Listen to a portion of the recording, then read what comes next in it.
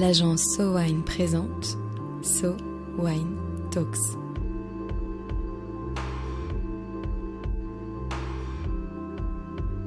La première série de podcasts analysant les tendances marketing et communication dans l'univers du vin et des spiritueux. Le monde des vins et spiritueux est un monde de relations et d'apprentissage. C'est par un système complexe qu'une marque peut parvenir à s'imposer auprès du CHR et de la distribution. Depuis quelques années, l'agence So Wine a créé un pôle Relations Trade qui aide les marques à mettre en avant leurs produits auprès des prescripteurs des filières vin, champagne et spiritueux. Aujourd'hui, un épisode Focus Métier avec Marie Mascret, Marie Ponsonnet et Candice Leduc. Marie, aujourd'hui tu voulais nous parler des relations prescripteurs ou relations trade. Qu'est-ce que c'est que les relations trade ? Alors, une des particularités du monde du vin et des spiritueux, c'est qu'entre le producteur et le consommateur, il n'y a pas vraiment de lien direct, ou en tout cas pas aussi direct que pour d'autres biens de consommation qui auraient des boutiques en propre, par exemple.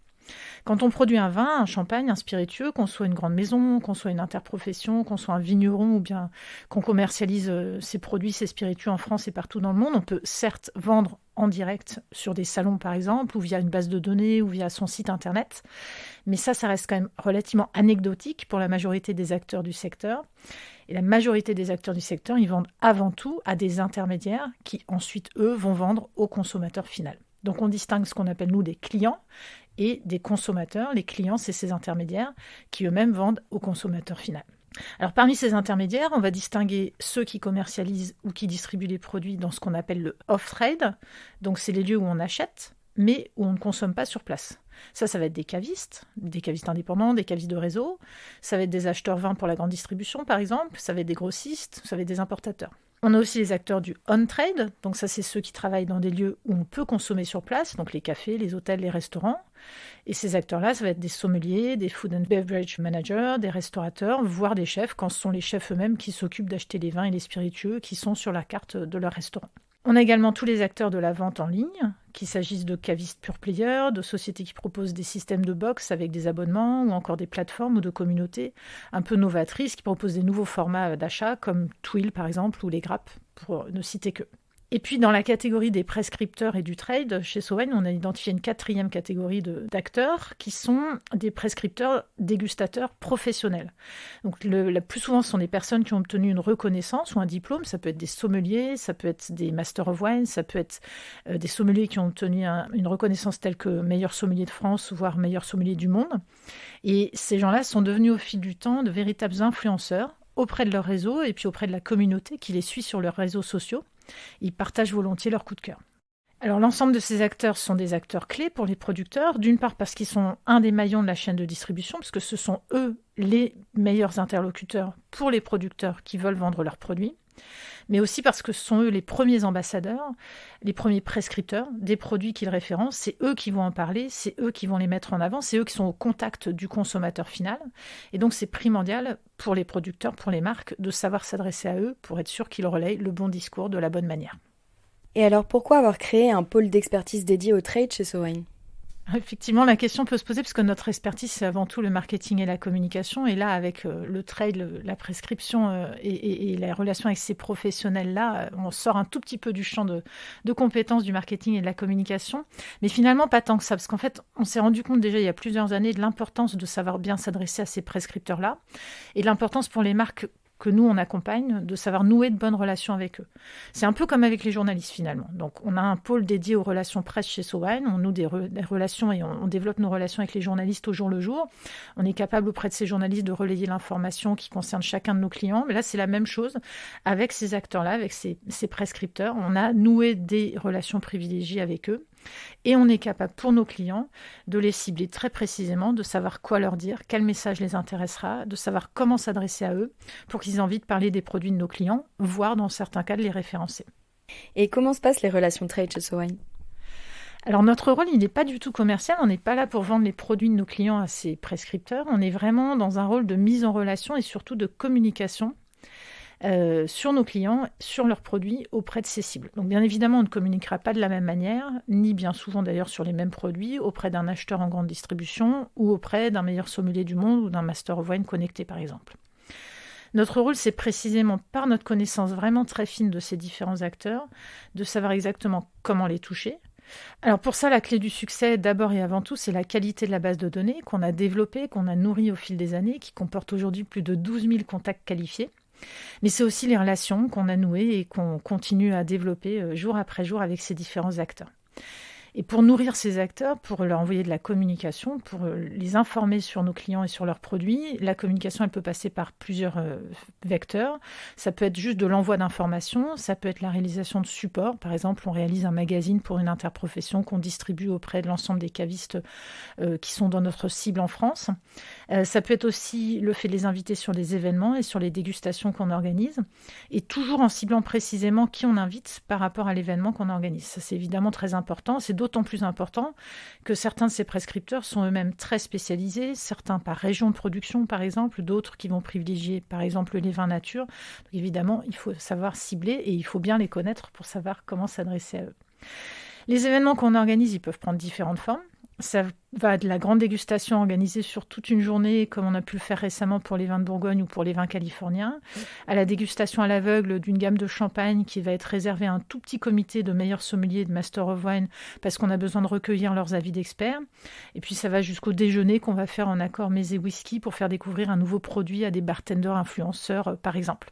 Et puis notre accompagnement, donc, il passe par l'information, mais aussi par la formation. On s'est créé des supports pour former les prescripteurs à telle appellation, par exemple. Mais là, je vais laisser Marie Ponsonnet, qui fait partie du pôle trade chez SoWine, en parler avec plus de détails. Bonjour Marie, est-ce que tu peux te présenter s'il te plaît ? Oui, bien sûr. Alors, je m'appelle Marie Ponsonnet. Je suis ici chez SoWine au sein de l'unité trade, au sein du pôle trade, depuis 2 ans et demi. J'ai eu la chance avant d'être sommelière à New York pendant 7 ans dans un établissement qui s'appelle le Bernardin, un 3 étoiles Michelin, dont le chef est français, chef Eric Ripper, et j'étais donc sous la direction du chef sommelier Aldo Somm. Et est-ce que tu peux nous raconter comment fonctionne le marché du trade à New York ? Oui, alors quand on est dans la position de sommelier, donc d'acheteur vin, on est, tout comme d'ailleurs en France, sollicité par des distributeurs qui tentent de nous approcher pour nous présenter leur portefeuille, leur catalogue de vins. Et donc on planifie les dégustations. Souvent, ils connaissent un petit peu aussi notre carte des vins à l'avance. Ils nous proposent un peu des cuvées, des profils un peu en fonction. Donc ça, c'est assez similaire entre le marché américain et français. Après, il y a évidemment la complexité pour le marché américain du système des 3 tiers. Par exemple, un vigneron français ne peut pas décider de distribuer lui-même son vin sur le marché américain. Il doit passer par un importateur et cet importateur ensuite passe par un distributeur pour enfin toucher la restauration, les cavistes. New York est une bulle un petit peu à part où il y a vraiment un large choix de distributeurs, mais dans d'autres États, il peut y avoir un choix assez limité au niveau du référencement des vins, des domaines et du nombre de distributeurs présents dans l'État en question. Aujourd'hui, chez SoWine, tu es passé de l'autre côté, tu gères les relations trade. Comment est-ce que ton expérience de sommelière t'aide au quotidien dans ton métier ? Alors ça m'aide en effet énormément parce que le fait d'avoir été dans cette position d'acheteur, c'est tout bête, mais ne serait-ce que d'un point de vue très pratique, tu sais un petit peu à quels horaires tu peux solliciter, contacter un sommelier évidemment. Donc ne serait-ce que ces habitudes un petit peu du quotidien, voire de comment se déroule une semaine type, je trouve que c'est une force aujourd'hui pour savoir de quelle façon je peux aborder les acheteurs vins, les chefs sommeliers qui sont évidemment ultra sollicités. Et là où cette expérience aussi m'a enrichie et m'aide aujourd'hui dans mon travail, c'est de voir à quel point finalement, si je me concentre sur la sommellerie, à quel point la communauté de sommeliers a soif d'apprendre et a besoin d'être nourrie de dégustations, de conférences, de rencontres avec les vignerons. Tout ce qui va finalement un peu parfois manquer aux sommeliers, c'est cet aspect terrain, vignoble. Et ça, le fait d'avoir ressenti un petit peu ce manque, je sais à quel point aujourd'hui les sommeliers sont en recherche un petit peu de ces éléments de formation pédagogique et à quel point nous pouvons être le lien justement pour leur fournir des éléments très concrets. Et concrètement, au quotidien, comment est-ce que tu gères les relations trade chez SoWine ? Alors justement, c'est les gérer au quotidien, c'est suivre de très près toute cette bulle un peu de prescripteurs français en tout cas pour ce qui concerne notre marché ici français. Connaître les noms très importants, les Masters of Wine, les chefs sommeliers, mais aussi tout ce qui va composer un peu le futur trade, les futurs chefs sommeliers, les profils, les gagnants des concours. Donc c'est vraiment faire une veille hebdomadaire, voire quotidienne, de ces noms importants et de ces futurs noms importants, savoir dans quel établissement ils se trouvent, entretenir des relations privilégiées aussi avec eux. Et puis après, même à titre personnel, c'est finalement entretenir des amitiés. Donc c'est nourrir tout ce cercle de connaissances proches et la nourrir d'une passion commune, celle du vin de toute façon, hein, c'est notre créneau commun. Et les suivre évidemment dans leur parcours et dans leur évolution. Et Marie nous parlait de l'aspect formation de votre métier aussi. Comment est-ce que tu travailles sur ça ? Alors justement, l'aspect formation est primordial parce que pour alimenter toute cette soif d'apprendre de la communauté de sommeliers, mais aussi de cavistes, tous ces prescripteurs, on a pu développer toute une méthodologie pour fournir des programmes de formation dédiés à une thématique évidemment précise ou à une région ou à un terroir. Et donc, si je pense à un cas concret, nous avions fait en fait une série d'interviews de vignerons, de géologues, de top dégustateurs, de journalistes aussi, pour vraiment explorer une région en profondeur. Et à partir de ces interviews et aussi de dégustations et beaucoup de recherches, on a pu constituer comme une petite Bible, en fait, destinée à des formateurs qui vont eux-mêmes après diffuser ce programme, cette formation, pour enrichir les sommeliers, les cavistes, mais aussi les étudiants en sommellerie et leur permettre d'apprendre et de grandir. Donc c'est une mini-bible à destination des formateurs et on en a fait évidemment aussi une version PowerPoint, une version un petit peu plus digeste qui, elle, est présentée lors de conférences avec des sommeliers en face de nous qui sont là pendant 1h30. Et donc là, on est allé vraiment sans détour au plus profond d'un sujet pour en retirer toute la quintessence et la diffuser le plus largement possible en France, mais aussi à l'international. Toi, qu'est-ce que tu aimes particulièrement dans ton métier aujourd'hui ? Ce que j'aime par-dessus tout, c'est vraiment de pouvoir échanger avec des interlocuteurs qui sont pointus dans leur expertise, dans leur domaine. Ça me nourrit, évidemment, et puis on partage de toute façon cet intérêt, c'est plus qu'un intérêt, c'est cette passion commune pour le vin et pour tout ce que ça représente et regroupe. Donc de pouvoir échanger avec des personnes qui maîtrisent leur art ou qui sont vraiment toujours à la recherche d'une amélioration, d'un perfectionnement, moi ça me nourrit, je trouve qu'on se nourrit mutuellement. Quand parfois nous devons organiser une conférence pour un client, trouver les thématiques, les problématiques, choisir un panel de conférenciers, aller vraiment au fond d'un sujet, en parcourir plusieurs angles pour vraiment extraire ce qui va être le plus intéressant pour notre cible professionnelle. Ça, on est dans la co-création, mettons, avec cette cible de prescripteurs. Et là, on touche quelque chose de vraiment intéressant. Donc pour moi, c'est évidemment très enrichissant. Je garde forcément en moi ce passé de sommelière qui est encore très vif et que j'ai toujours besoin de nourrir. Donc en pouvant échanger avec des gens de cette qualité et de cette expertise, ça me nourrit évidemment, ça me pousse à avancer, à aller plus loin dans notre expertise du trade aussi, être pointu sur les sujets dont on a besoin de parler aujourd'hui dans le milieu du vin. Et donc, lorsqu'on est dans cet espace de co-création de contenu, de co-création de conférences, avec quelle problématique, avec quelle thématique, forcément, je suis enrichie de bénéficier de leur expertise et de leur savoir. Moi, ça me permet évidemment d'aller derrière chercher beaucoup plus d'éléments et ça me pousse à aller plus loin et donc proposer des choses qui sont en phase avec notre cible professionnelle. Raccrocher cette cible évidemment avec une thématique commune, avec des sujets qui les intéressent et qui les accrochent et dont ils ont même eux-mêmes besoin pour avancer dans leur parcours professionnel. Tournons-nous maintenant vers Candice Ledugue, responsable des relations trade pour So Wine à Londres. Alors, est-ce que tu peux nous expliquer, Candice, comment fonctionne le marché du trade au Royaume-Uni ? Donc les relations trade au Royaume-Uni, c'est vraiment passionnant. C'est un marché qui est très très dynamique. Il faut savoir que le Royaume-Uni, c'est vraiment le berceau des Masters of Wine et des Masters sommeliers. Donc on observe vraiment un sentiment de mentoring en fait, de l'ancienne génération vers la jeune génération. Et du coup, ce lien de filiation et de transmission crée vraiment beaucoup de dynamisme et d'émulation au sein des relations trade.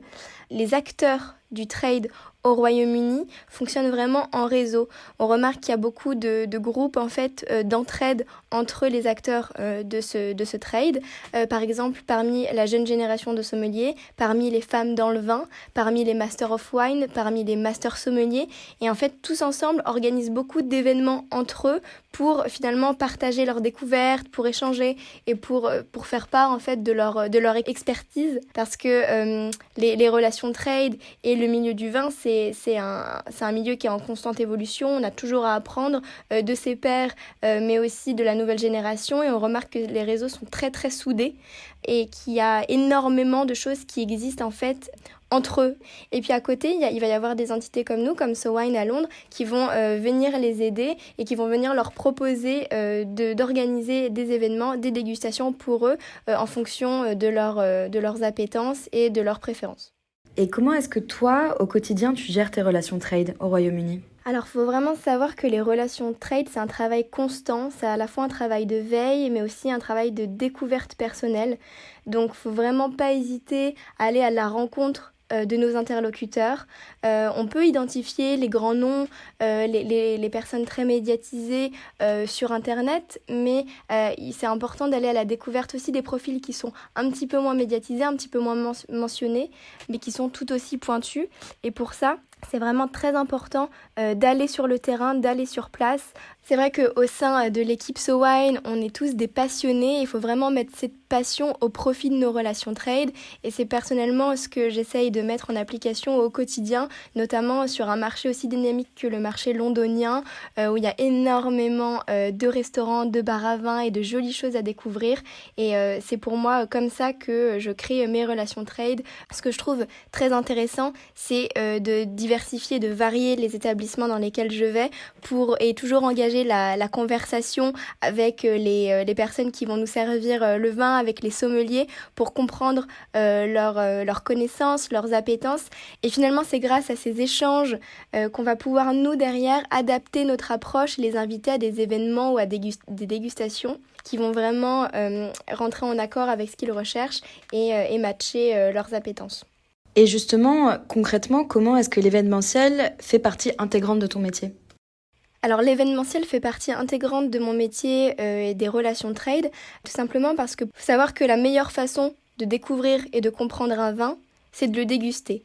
Donc nous, au sein de l'équipe SoWine, on organise régulièrement des événements et des dégustations pour les professionnels du vin. On a un pôle relations trade et événementiel qui nous permet d'organiser des événements de grande ampleur avec une scénographie adaptée. On l'a récemment fait pour les vins de Bourgogne ou encore pour les vins californiens en France, mais également pour les vins du Centre-Loire en Angleterre. Ce qui est très intéressant, c'est d'adapter notre approche en fonction des sujets, en fonction des formats. En France, nous avons organisé des dégustations de grande ampleur à destination du trade, du réseau trade français à l'échelle globale. En revanche, par exemple, au Royaume-Uni, à Londres, pour les vins du Centre-Loire, on a organisé un dîner de sommeliers où l'idée était de rassembler uniquement des sommeliers connectés, très actifs sur les réseaux sociaux, autour d'une table pour un dîner autour des vins du Centre-Loire pour qu'ils puissent partager leur expérience à la fois entre eux, mais aussi sur leurs réseaux sociaux. Au sein du pôle relations trade, on travaille quotidiennement sur notre carnet d'adresses et c'est vraiment la clé pour nous d'une approche et d'un recrutement événementiel réussi.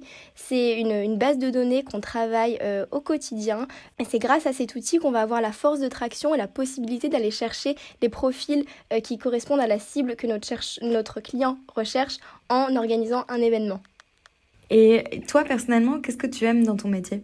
Ce que j'aime dans mon métier, c'est le partage. C'est la possibilité d'engager des conversations avec des acteurs clés du secteur des vins et spiritueux et de la gastronomie également. Encore une fois, chez SoWine, on est tous des passionnés et grâce aux relations trade, on a la possibilité d'échanger avec des personnes qui nous inspirent au quotidien. Marie, alors, qu'est-ce qu'on peut en conclure selon toi ? En conclusion, je dirais que les relations trade, finalement, chez SOWEN, c'est une expertise qui est indispensable pour nous permettre d'accompagner encore mieux nos clients, pour les aider à atteindre leurs objectifs. Ça peut être des objectifs d'image, des objectifs de notoriété, ça peut être des objectifs de perception de valeur ou de développement commercial. Et ça, c'est indispensable et ça se fait bien chez SOWEN grâce aux différents dispositifs qu'on met en place. Alors, ça peut être les événements, les dégustations, on en a parlé, ça peut être les supports de communication et puis également les outils de formation. Marie en a parlé tout à l'heure.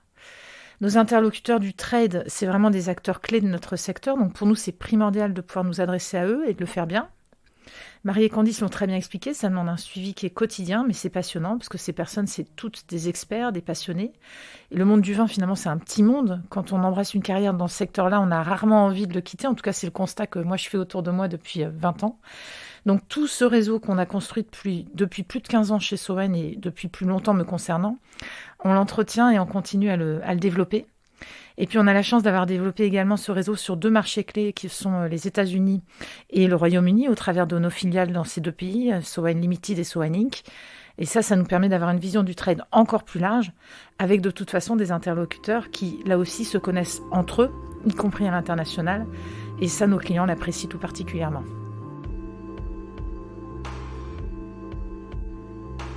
Au confluent entre relations publiques et connaissances fines des experts du métier, gageons que les relations trade sont une des clés du succès pour tous les acteurs du monde du vin, du champagne et des spiritueux.